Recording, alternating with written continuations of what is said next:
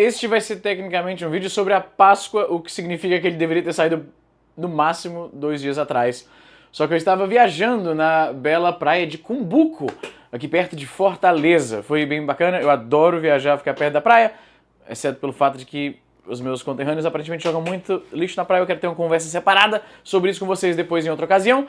Mas eu quero primeiro falar sobre Páscoa, e apesar de não ser cristão, eu tive uma juventude cristã. Meu pai era pastor de uma igreja na periferia aqui de Fortaleza, no Conjunto Ceará, e eu tenho alguns pensamentos sobre Páscoa, e especialmente no que tange à religião. Como eu falei no começo, embora eu não seja cristão, eu ainda considero que eu tenho bastante bagagem cultural evangélica, se isso faz sentido pra você. Na verdade, eu tenho certeza que pessoas na minha situação, que cresceram em lar evangélico, mas não se identificam mais com essa fé, provavelmente me entendem muito bem. Você provavelmente também cresceu lendo a Bíblia, os seus livros de historinhas que você tinha no seu quarto quando você era criança eram livros de histórias bíblicas. Talvez o seu nome, como o meu, seja bíblico, também como todos os seus irmãos. Então, eu acho que você me entende muito bem. Isso significa que eu não rejeito ou desprezo a fé evangélica. Na verdade, eu tenho uma proximidade, talvez é a religião com a qual eu tenho mais proximidade e compreensão, porque foi a única em que eu mergulhei tão profundamente desde a infância. Então tem alguns preceitos cristãos em que eu ainda acredito. Inclusive, tem vários provérbios bíblicos que, quando a minha mãe quer me convencer de alguma coisa, mesmo sabendo que eu não compartilho da fé dela, ela solta um certo provérbio bíblico que ela sabe que a minha reação vai ser, isso aí eu reconheço como uma verdade atemporal e é uma boa forma de ver o mundo ao seu redor. E Páscoa é um evento religioso, talvez o principal, porque representa a ressurreição de Jesus. Evangélicos, protestantes, cristãos de forma geral, não só evangélicos, né? Isso vale para todos os cristãos. Pessoas que veem na figura histórica de Jesus, a divindade, filho da divindade que criou o universo. Existe uma grande diferença entre a história de Jesus e de outros messias e figuras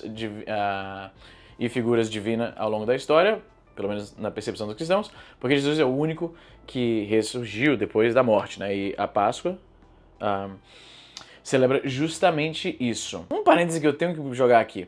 Os evangelhos naturalmente não poderiam ter compreendido todo o ministério de Jesus, e um deles até admite isso. Agora, deixa eu abrir um parêntese rápido aqui. Eu era pra estar usando o cronômetro, mas foda-se, já não sei quanto tempo tem de vídeo aí.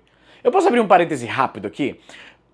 Os evangelhos, compreensivelmente, não tinham como detalhar todo o ministério de Jesus. Apesar de ter sido relativamente curto, 3 anos, muita coisa aconteceu que não entrou nos evangelhos. Pelo menos nos evangelhos, na Bíblia, como foi organizada pela Igreja Católica e, consequentemente, herdada pela fé protestante. Naturalmente, não ia dar para colocar tudo, mas mesmo considerando isso, eu acho meio louco que certos eventos, como, por exemplo, a ressurreição de Lázaro, o cara que eles estão dizendo, esse é o Messias, filho de Deus, prometido lá do Gênesis, que vai esmagar a cobra e tal, esse é o nosso Salvador.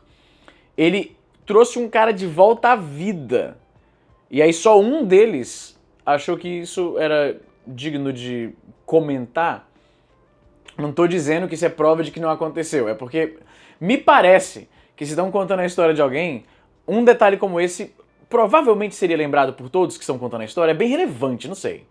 Enfim, não precisa correr nos comentários para me dar a sua versão teológica, dependendo de qual denominação cristã você segue. Porque vocês não conseguem concordar entre si, não é à toa que tem tantas denominações. Católicos não concordam com mormons, não concordam com adventistas, não concordam com presbiterianos, não concordam com... Mano, o cristianismo da Etiópia, por exemplo, ou da Grécia, eles não são exatamente o cristianismo que você... O fato de que a língua vai introduzir pequenas diferenças sutis num texto tão complexo como doutrina religiosa, garante que é impossível que pessoas lendo esse mesmo livro traduzido em outras línguas vão seguir exatamente todos os mesmos preceitos. Não tem como. Entre a Bíblia em inglês e português eu já noto muita diferença, mas enfim, isso tudo é tangente ao que eu queria falar. Meu pai era pastor evangélico, e eu posso falar isso sem nenhum tipo de peso ou vergonha, porque ao contrário do que era comum na sua época, o meu pai não recebia salário de pastor. A gente se mudou para o Conjunto do Ceará justamente porque ficava mais barato para que meu pai pudesse ir para a igreja. E eu não sou contra fundamentalmente a ideia de alguém que é pastor profissionalmente. Essa é a sua vocação.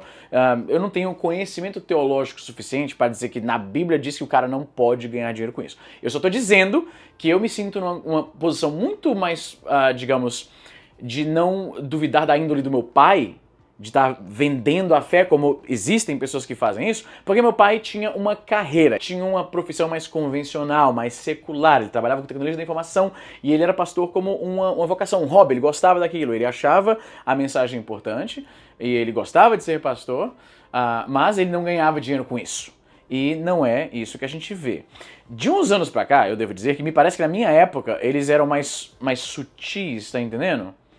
Eu me refiro aos grandes templos e grandes pregadores que eram milionários, definitivamente não era o caso do meu pai, que eles pareciam, eu não sei, hoje em dia eu vejo alguns vídeos de algumas pessoas fazendo promessas absurdas e promovendo rituais de você manda um dinheiro pra cá e tal. Isso não é nem exclusivo do Brasil, diga-se de passagem, isso veio com muitas outras merdas, veio dos Estados Unidos. Os televangelists nos Estados Unidos dá pra fazer um vídeo inteiro só sobre isso. Os caras são assim, realmente descarados. Você pensa que, meu irmão, ele é talvez eu não dê nem me dizer o nome do cara. Não sei quão litigioso o cara é e agora eu tenho bens no Brasil. Talvez eu vou blipar essa parte aí. Mas você deve imaginar de quem eu estava me referindo. Qual é o nome que vem na cabeça quando falamos de mercadores da fé. Mas o que eu quero dizer é, na Bíblia, como eu acabei de mencionar, tem alguns eventos marcantes do ministério de Jesus que foram, aparentemente, testemunhados por tantas pessoas que essa versão da tradição oral é consistente. Todo mundo que ia contar a história de Jesus mencionava essa história ou aquela história. Tem algumas histórias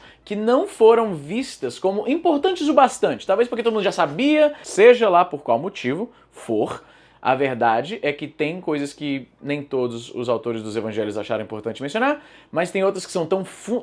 O Sermão da Montanha, maluco! Isso não foi citado por todos os evangelistas. Mas sabe o que foi citado por todos eles?